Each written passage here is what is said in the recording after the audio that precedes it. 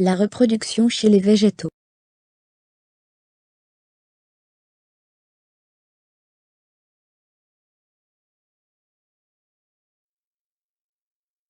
La reproduction sexuée chez les végétaux se fait par les organes sexués, qui produisent les gamètes mâles et femelles. La reproduction asexuée ne fait pas l'intervenir des gamètes. Comment s'effectue la reproduction sexuée chez les végétaux? Quels sont les organes reproducteurs des plantes à fleurs? Quelles sont les étapes du cycle de vie des plantes à fleurs? Comment s'effectue la reproduction sexuée chez les plantes sans fleurs? Quelles sont les caractéristiques de la reproduction asexuée?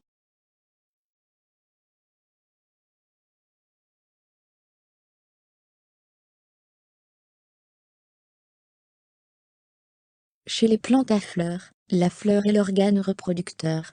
Une fleur comporte plusieurs éléments, les pièces protectrices, sépales et pétales éléments mâles, étamines. Une étamine comporte une anthère et un filet. Élément femelle, le pistil qui est constitué d'un stigmate, d'un style et d'un ovaire.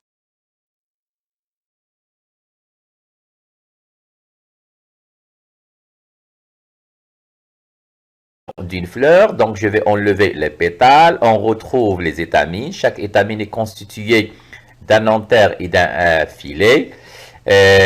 Au centre, bien sûr, on retrouve le pistil qui est constitué d'un stigmate, d'un style et de l'ovaire. À l'intérieur de l'ovaire, on retrouve des ovules. Effectivement, comme nous l'avons déjà dit, donc la partie supérieure de la tige constitue le pédoncule, l'ensemble des sépales constitue la calice, l'ensemble des pétales constitue la corolle, et on retrouve bien sûr un certain ensemble des étamines qui entourent le pistil. L'ensemble des étamines constitue ce qu'on appelle l'androcée, et chaque étamine, bien sûr, se compose d'un anthère et d'un filet. Au centre, on retrouve bien sûr l'ensemble des carpelles, appelées aussi gynicées ou pistils. Donc, le pistil est constitué d'une stigmate, d'un style et de l'eau.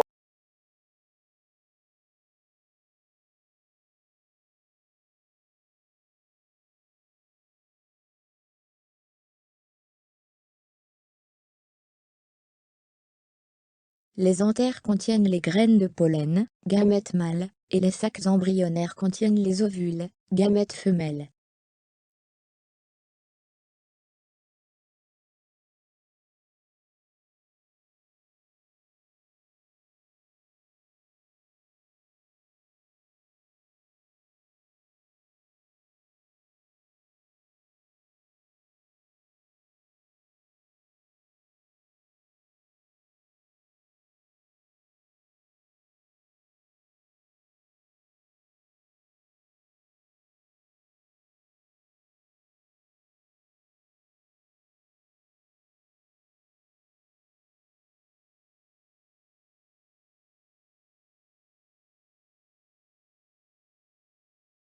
Plutôt la question qui se pose, comment une fleur se transforme en fruit contenant des graines? Pour répondre à cette question, on va effectuer les activités, on va faire les activités suivantes. Commençons par l'activité 1 qui nous demande de desséquer une fleur et de déterminer les différentes pièces florales. On enlève les pétales, on retrouve les étamines. Chaque étamine est constituée d'un anthère et d'un filet. Au centre, on retrouve le pistil qui est constitué de 3 parties. Bien sûr, le stigmate, le style et l'ovaire. À l'intérieur de l'ovaire, on retrouve des ovules. Comme nous l'avons déjà dit, la partie supérieure de la tige constitue le pédoncule. L'ensemble des sépales constitue la calice. L'ensemble des pétales constitue la corolle et on retrouve bien sûr l'ensemble des étamines qui constituent l'androcée. Je l'ai déjà dit, une étamine est constituée d'un anthère et d'un filet. Au centre, on retrouve bien sûr le pistil constitué d'un stigmate, d'un style et de l'ovaire. L'ensemble des carpelles constitue le gynicée ou aussi on l'appelle le pistil.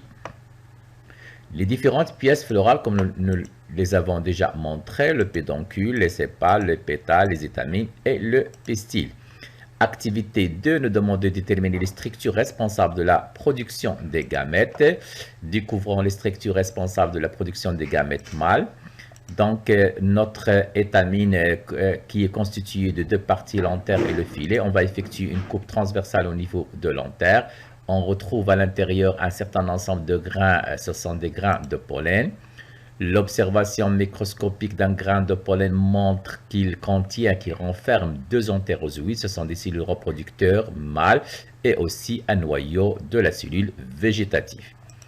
Alors, on peut déduire bien sûr de l'observation au microscope de la coupe transversale d'un antère qui nous a montré bien sûr de nombreux grains de pollen et que chaque grain de pollen renferme, comme nous l'avons déjà vu, deux entérozoïdes et un noyau végétatif. Donc, bien sûr, la déduction, c'est que les étamines constituent l'organe reproducteur mâle. La production des grains de pollen contenant les gamètes mâles se fait au niveau de l'antère. Découvrons maintenant les structures responsables de la production des gamètes femelles. Dans ce cas-là, on va effectuer une observation au niveau de l'ovaire. Bien sûr, on retrouve l'ovule, comme vous le constatez. Cet ovule renferme un sac embryonnaire à l'intérieur duquel on retrouve cette cellule avec 8 noyaux, dont la cellule reproductrice femelle, c'est l'oosphère. Donc, cette observation de cette coupe longitudinale, ou longitudinale plutôt de l'ovaire, qui a montré que l'ovule renferme un sac embryonnaire contenant 7 cellules et 8 noyaux dans l'oosphère. L'oosphère, bien sûr, c'est la cellule reproductrice femelle. Ceci nous permet de déduire que le pistil constitue l'organe reproducteur femelle, donc la production des ovules, gamètes femelles, se fait au niveau de l'ovaire. Notre conclusion, on conclut que la fleur contient en même temps l'organe sexuel mâle et l'organe reproducteur femelle. Donc, la fleur est un organe bisexuel car elle contient les gamètes mâles dans les graines de pollen et les gamètes femelles à l'intérieur du sac embryonnaire, se trouvant bien sûr à l'intérieur dans l'ovule.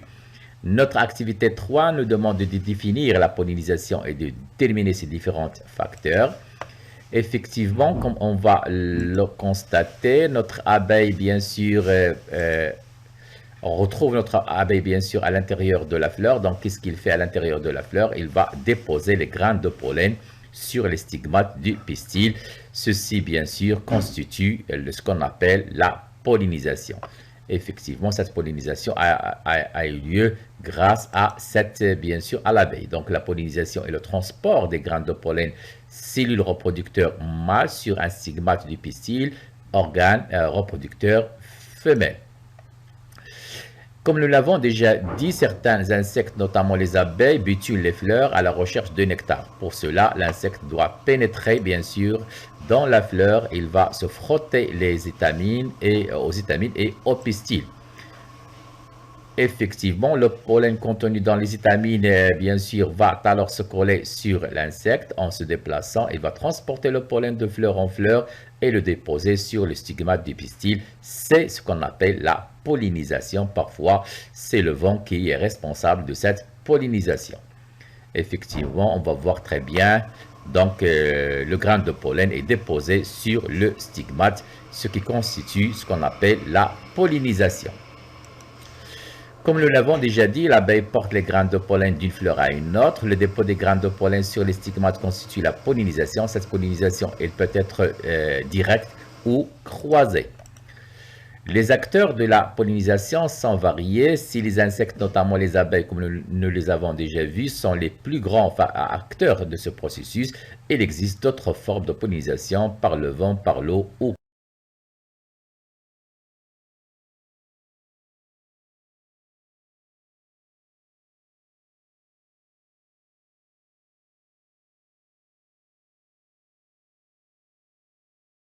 La pollinisation est le transport des grains de pollen depuis les étamines vers le pistil.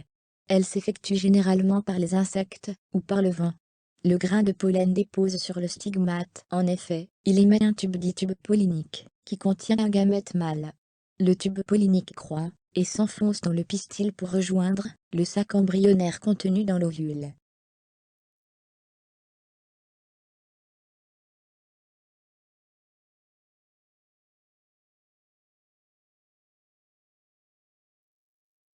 Donc un petit récapitulatif. La fécondation aboutit à la formation de la cellule œuf qui se développe pour donner un embryon. Par la suite, la fleur se transforme en fruit. Alors, vous avez ici les parties de la fleur, les étamines, les pétales, le pistil ici. Le pistil, c'est donc c'est une partie du gynécée. Le gynécée, c'est l'organe femelle. Alors, vous avez ici le stigmate, le pistil et ici l'ovaire. Vous avez les sépales. Donc, une petite récapitulation du constitution de la fleur. Vous avez les organes de protection qui sont les sépales et les pétales, colorés ici, qui attirent les insectes. Et vous avez les organes reproducteurs. Vous avez d'une part les organes reproducteurs sexuels mâles, les étamines constituées d'une anthère plus le filet ici. Voilà.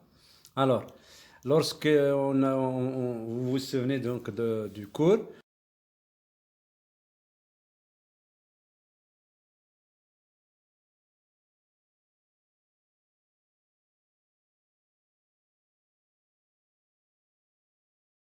Germination du grain. En effet, l'embryon se nourrit des réserves de la graine et entame sa croissance en développant une petite racine et des feuilles.